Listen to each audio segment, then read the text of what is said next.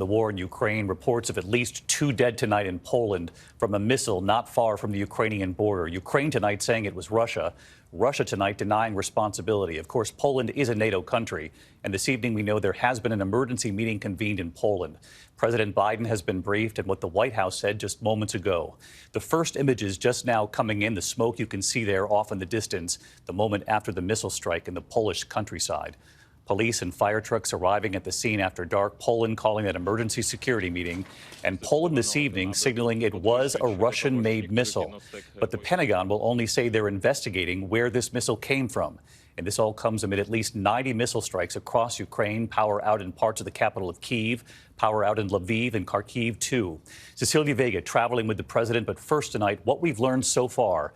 James Longman in Ukraine tonight.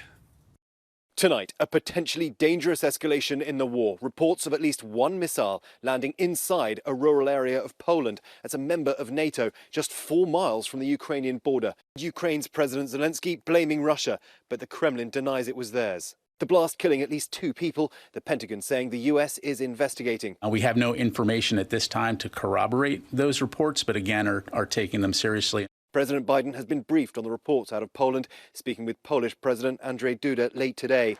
Biden has said repeatedly the U.S. will defend all NATO territory. The United States and our allies will defend every inch of territory that is NATO territory with the full force of our collective power. Every single inch. The news out of Poland coming hours after Russia launched 90 missiles at Ukraine, the biggest barrage since the start of the war, knocking out power to 10 million customers. 80% of Lviv in the west and half of the capital Kyiv plunged into darkness. Zelensky defiant in the face of the Russian blitz, addressing his people saying, "We will survive everything," shaking his fist. Слава Україні! Ви молодці! Ukraine claiming Russia's devastating attacks were a direct response to President Zelensky's speech to G20 leaders hours earlier, where he said now is the time to end this war, but stressing Ukraine should not be asked to compromise its territory and independence. Just 24 hours after Zelensky was in Kherson singing the national anthem with his troops, the newly liberated city still remains vulnerable to Russian attack. We're hearing the ongoing sound of battle now in Kherson. That is the sound of outgoing that side of the river. That is where the Russians withdrew when they left Kherson. But now there just seems to be this constant volley of gunfire back and forth. It feels like the Russians are trying to punish the Ukrainians for having liberated their own city. After nearly 9 months of hell, today's attacks unlikely to break Ukrainian resolve. We have no electricity, no water, no mobile connection, no internet connection. We hear the shelling, but we have no Russians, and that's why we are so happy.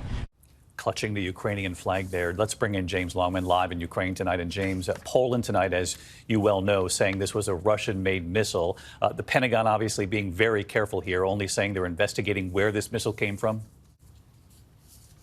Yeah, David, the Pentagon will be investigating all scenarios. There's every chance this was a mistake on Russia's part, although they've been bombing this country since the beginning of the war, and not once have they hit a target outside of Ukraine. Or there's even the chance this was a Ukrainian air defense missile that came down on the other side of the border. Either way, the US and its allies do not want this to escalate. David. And we just don't know tonight. James Longman leading us off. President Biden, of course, briefed this evening. He's in Bali for the G20 summit when news of the missile strike from Poland came in. That strike that hit there and at least 2 dead inside Poland, just over the Ukrainian border. Let's bring in our chief White House correspondent, Cecilia Vega, tonight.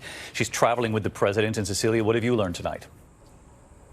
Well, David, President Biden is in his final few hours here in Bali before he is heading back to Washington. You mentioned that he was briefed. It actually happened very early here, local time this morning. He was on the phone with the Polish president before even 5:30 a.m. The White House says that he offered his full U.S. support and aid with Poland's investigation. The president also spoke with NATO's Secretary General this morning.